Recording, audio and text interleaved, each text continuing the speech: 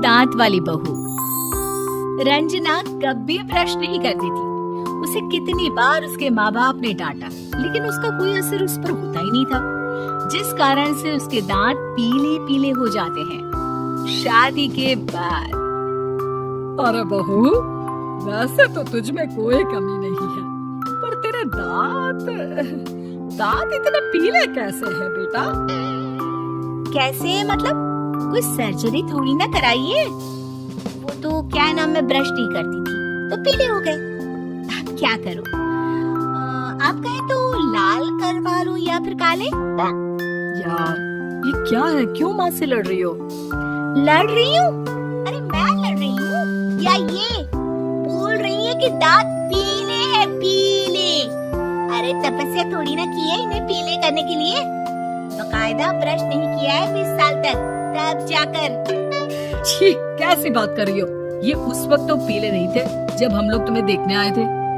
अरे तब साफ करवा लिया होगा डेंटिस्ट के पास जाकर। अब देखो कैसे पीले पीले लग रहे हैं। रंजना सास की तरफ गुस्से से देखती है। फिर शुरू हो गई पीले पीले पीले। अरे पीले तो तब भी थे जब मेरे हाथ का रसगुल्ला उड़ा उड़ा कर खा रही थी और बोल रही थी, लड़की नहीं गुणों का खजाना दे रहे भाई साहब आप। अब वो लोग करते भी तो क्या करते, पीले दांत वाली बहू पल्ले पड़ी थी तो झेलना तो था ही। एक दिन कीर्तन में रंजना गाना गा रही थी। अरे कमला बहन, माँ का द्वार है, यहाँ तो सब शुद्ध होकर आते हैं, फिर अपनी बहू को ब्रश भी नहीं करवाती तुम। दूर से पीले पीले दांत भक्ति में बाधा उत्पन्न कर रहे हैं। अरे कोई 2 साल के बच्चे थोड़ी ना लेकर आई हूँ मैं बहू बनाकर। अच्छी खासी लड़की है, अरे कैसे करवाऊं ब्रश? ये तो उसे खुद करना चाहिए ना। अब माँ बाप तो इसके जैसे तैसे निपटा दिए, ये नहीं सोचा कि सास कैसे संभालेगी। सास बहू को लेकर घर आ जाती है, लेकिन सोच लेती है कि अब इसे लेकर कहीं नहीं जाएगी। अगले रोज बहू कहती है, अरे क्या हो गया, मंदिर नहीं जाना क्या? कीर्तन का वक्त हो रहा है। मेरी मधुर वाणी से कान्हा जी जागते और सोते हैं। आप तो जानती है ना उनकी भक्ति में कितना मन लगता है मेरा। वो क्या है ना, तबीयत ठीक नहीं लग रही है मेरी, आराम करूंगी मैं। तबीयत ठीक नहीं लग रही? अभी तो मिथुन के गाने पर नाच रही थी आप, और अब बोल रही है कि तबीयत ठीक नहीं लग रही। अरे भक्ति में मन लगा लो सासू माँ, ऊपर जाना है, क्या मुंह दिखाओगी आप? हाँ? सास को बहू की बात पर गुस्सा आ जाता है। मैं क्या मुंह दिखाऊंगी, इसकी चिंता तो ना कर, समझी? अपने मुंह की चिंता कर, जो ये पीले पीले दांत लेकर हर जगह पहुंच जाती है। पता है लोग कितना मजाक बनाते हैं। ना जी ना, मैं नहीं जाना कहीं तेरे साथ। तो ये बात है, कोई ना, मत जाओ, मैं अपने कमरे में ही बैठकर भक्ति कर लूंगी। ऊपर वाला दांत थोड़ी ना देखता है, मन देखता है, भावना देखता है। और अरे बस बस, तू सब कुछ दिखा, बस ये सफेद चमकदार दांत ना दिखाना किसी को, है? जा यहाँ से। बहू को सास की बात का कोई फर्क नहीं पड़ता, वो तो जैसी थी वैसी ही रह जाती है। सुबह नहाकर किचन में खाना बनाना, फिर खाना खाना, कीर्तन भजन करना और सो जाना। एक दिन, माँ जी मैं सहेली के घर जा रही हूँ, शाम को लेट आऊंगी। हाँ, तो जाना, मैंने कौन सा तेरी आरती करनी है घर पर बैठकर।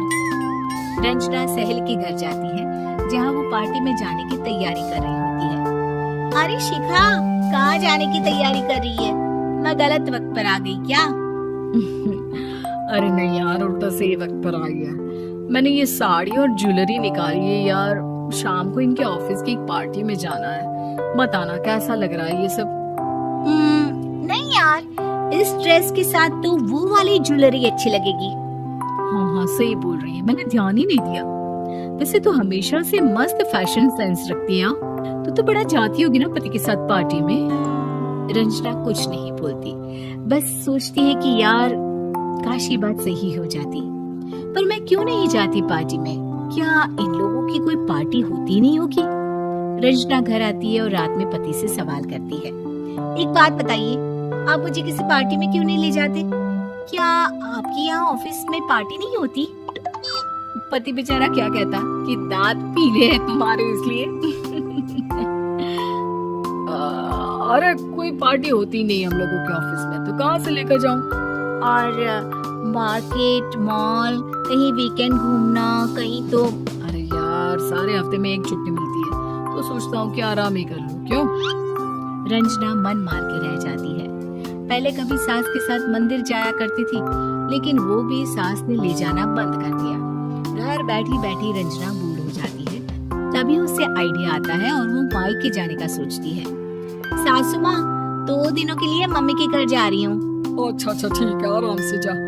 और हाँ, माँ से कुछ अच्छी आदत सीख कर आना कि कैसे शरीर के हर बात की तरह दांतों की सफाई भी जरूरी होती है, समझी? शुरू हो गई ना आप?